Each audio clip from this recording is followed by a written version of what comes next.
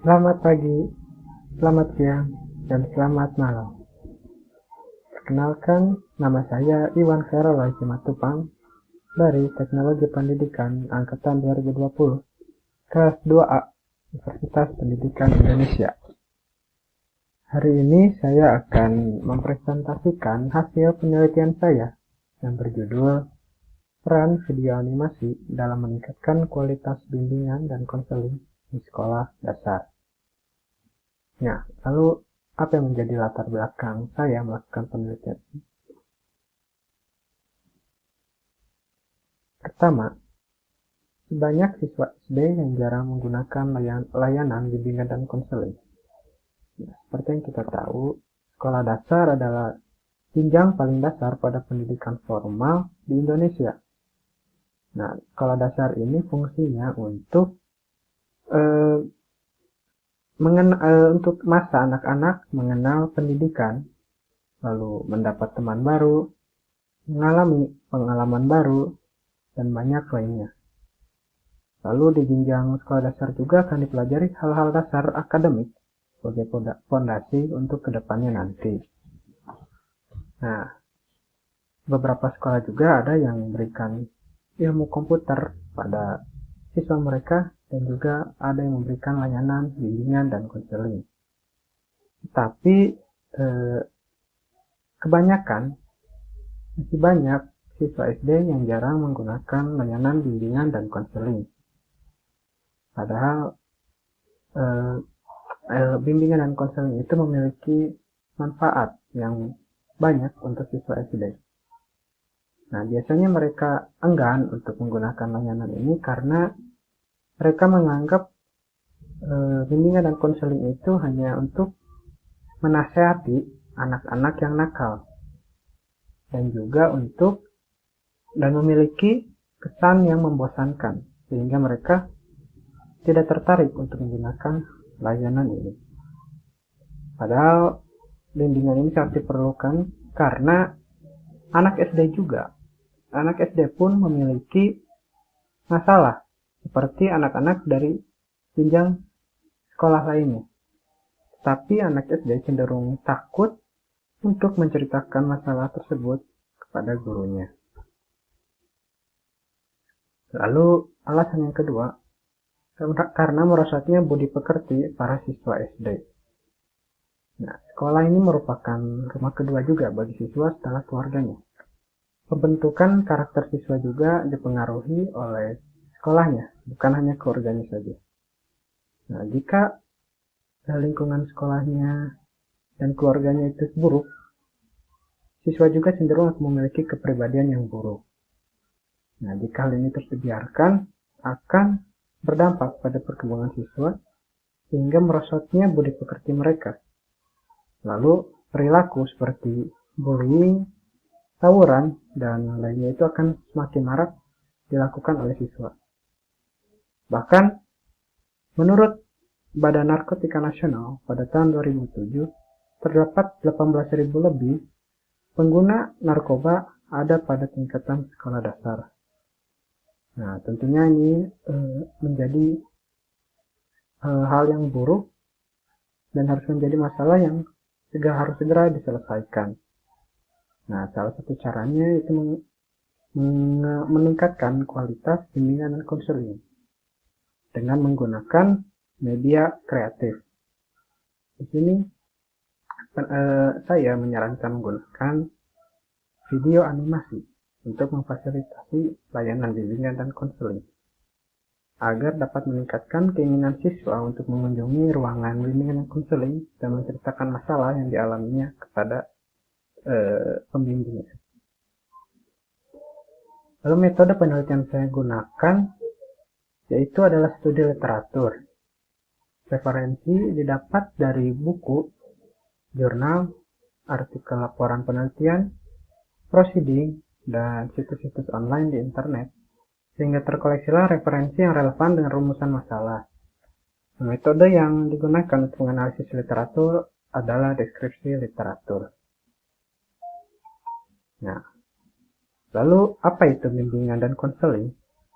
Menurut Budiarti, pada tahun 2017, Bimbingan dan konseling adalah suatu proses yang dilakukan secara kontinu, terprogram, dan sistematis untuk memberi bantuan dan bimbingan pada peserta didik. Sedangkan menurut Rohman 2015, pengertian bimbingan dan konseling secara bersama-sama yaitu suatu kegiatan pemberian layanan bimbingan atau bantuan kepada individu maupun kelompok agar dapat mengenali dan memahami dirinya dan seluruh potensi yang ada pada dirinya sehingga mampu mengembangkannya seoptimal mungkin guna menghadapi dan menyesuaikan diri dengan lingkungan yang ditempatinya.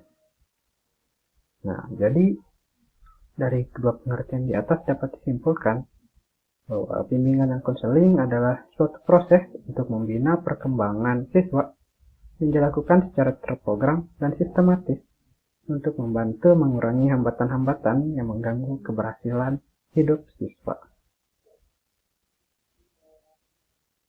Lalu sebenarnya apa manfaat dari bimbingan dan konseling ini? Nah, menurut Wina Sanjaya dalam ASMI 2018, penggunaan media pembelajaran atau dalam penelitian ini video animasi itu memiliki 5 fungsi, yaitu ada fungsi komunikatif, yaitu media pembelajaran digunakan untuk memudahkan komunikasi.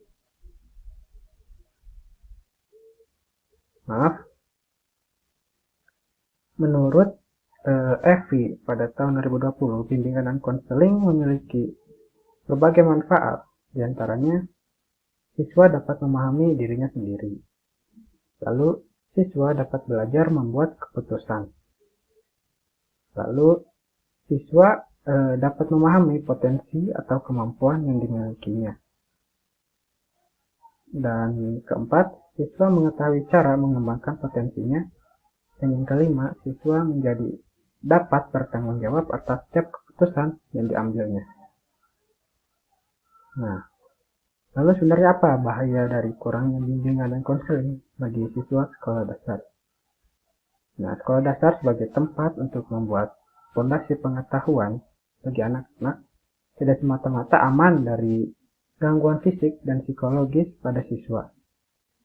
Nah, dari penelitian dilakukan oleh Prahardika pada tahun 2014, dia menyatakan dalam penelitiannya bahwa fenomena kekerasan antar siswa ini ditemukan hampir di seluruh jenjang sekolah, dari jenjang taman kanak-kanak hingga sekolah lanjut tingkat atas.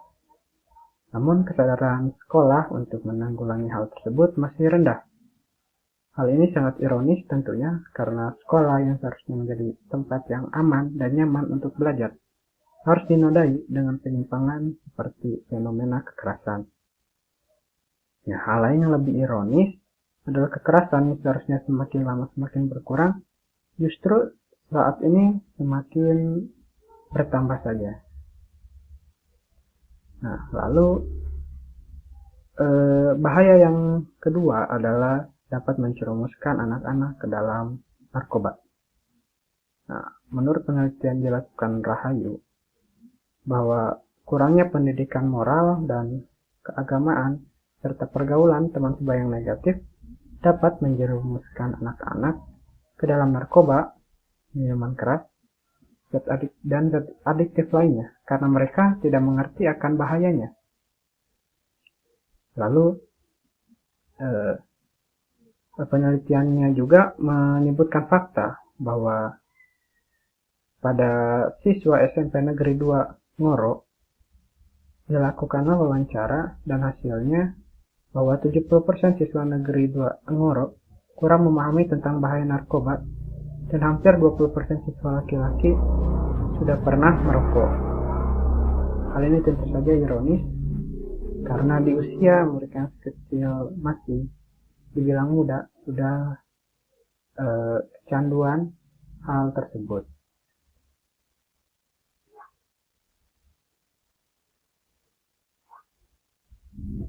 Lalu bahaya yang ketiga adalah banyaknya pengembangan karakter yang masih dilakukan dengan pendekatan keagamaan yang bernuansa doktrin. Nah,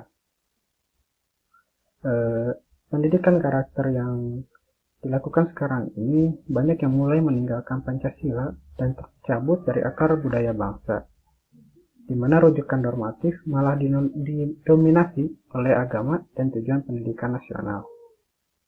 Masih banyak kegiatan-kegiatan di luar sekolah dalam bentuk kurikuler dan perkembangan program untuk pengembangan karakter masih dilakukan dengan pendekatan keagamaan yang bernuansa doktrin. Tentunya ini berbahaya bagi masa depan bangsa, karena generasi muda mereka sudah didoktrin dari kecil. Nah, lalu apa itu video animasi? Menurut Afrizal, pada tahun 2018, video animasi merupakan kumpulan gambar yang ditampilkan bergantian dalam jeda waktu yang cukup cepat sehingga objek dalam gambar terlihat seolah-olah bergerak. Sedangkan menurut Camilla, pada tahun 2016, dalam penelitiannya menyebutkan video animasi adalah salah satu bentuk visual bergerak yang dapat dimanfaatkan untuk menjelaskan materi pelajaran yang sulit disampaikan secara konvensional dengan diintegrasikan ke media lain seperti video. Lalu apa fungsi video animasi dalam layanan bimbingan dan konseling? Menurut Wina Sanjaya dalam AKMI 2018 mengemukakan beberapa fungsi dari video animasi sebagai media pembelajaran. Pertama, ada fungsi komunikatif. Media pembelajaran digunakan untuk memudahkan komunikasi antara penyampai pesan dan penerima pesan. Lalu yang kedua, fungsi motivasi. Nah, media pembelajaran dapat digunakan untuk meningkatkan motivasi belajar siswa. Dengan demikian, siswa juga akan lebih cepat mempelajarinya dan dapat meningkatkan semangat belajar. Lalu yang ketiga, fungsi kebermaknaan. Nah, penggunaan media pembelajaran ini dapat meningkatkan kemampuan siswa untuk menganalisis dan mencipta sebagai pemenuhan aspek kognitif. Bukan hanya dapat meningkatkan penambahan informasi berupa data dan fakta. Lalu yang keempat, fungsi penyamaan persepsi. Nah, melalui pemanfaatan media pembelajaran diharapkan dapat menyamakan persepsi setiap siswa sehingga siswa memiliki pandangan yang sama terhadap informasi yang disuguhkan. Lalu yang terakhir, fungsi individualitas. Nah, pemanfaatan media pembelajaran juga berfungsi untuk dapat melayani kebutuhan setiap individu yang memiliki minat dan gaya belajar yang berbeda-beda. Nah, penggunaan media pembelajaran, khususnya video animasi ini dapat meningkatkan keefektifan proses pembelajaran. Dibuktikan oleh penelitian yang dilakukan oleh Panggabean, Khairani, dan Darmawati. Mereka mengatakan bahwa animasi sering digunakan sebagai media pembelajaran karena memiliki dua alasan, yaitu pertama untuk menarik perhatian dan menambah motivasi dalam pembelajaran dengan menyajikan animasi yang dapat menarik perhatian, dan yang kedua yaitu sebagai sarana untuk memberikan pemahaman atas informasi yang diberikan. Lalu apa peran video animasi dalam meningkatkan kualitas bimbingan dan konseling di sekolah dasar? Nah, banyak penelitian yang menguatkan dari peran video animasi ini untuk meningkatkan kualitas bimbingan dan konseling. Nah, yang pertama dari penelitian Aulia dan Florentin pada 2016. Mereka mengatakan media film merupakan salah satu media yang dapat digunakan oleh konselor dalam melaksanakan bimbingan kelompok karena sangat cocok mengajarkan masalah-masalah yang menyangkut domain kognitif maupun afektif.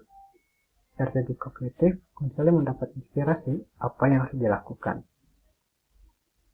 Lalu, penelitian kedua yang dilakukan oleh Susilanisi pada 2018 menghasilkan fakta bahwa terdapat efektivitas pelayanan bimbingan ke kelompok berbantuan media film untuk meningkatkan daya diri siswa kelas 10 SMA Negeri 2 Mejayan Kabupaten Madiun tahun pelajaran 2015 sampai 2016 sebesar 16,14%. Lalu penelitian yang ketiga, yaitu yang dilakukan oleh Rahayu pada tahun 2013, mengungkapkan bahwa ada perbedaan pemahaman siswa tentang bahaya narkoba sebelum dan sesudah pemberian bimbingan kelompok dengan menggunakan media video. Lalu yang terakhir penelitian dari Bu Rianti pada tahun 2016. Produk media video animasi pada materi persiapan kemerdekaan Indonesia efektif digunakan untuk meningkatkan motivasi belajar dan karakter kerja keras siswa kelas 5 Gugus Sodo, Kecamatan Palian, berdasarkan hasil penelitian.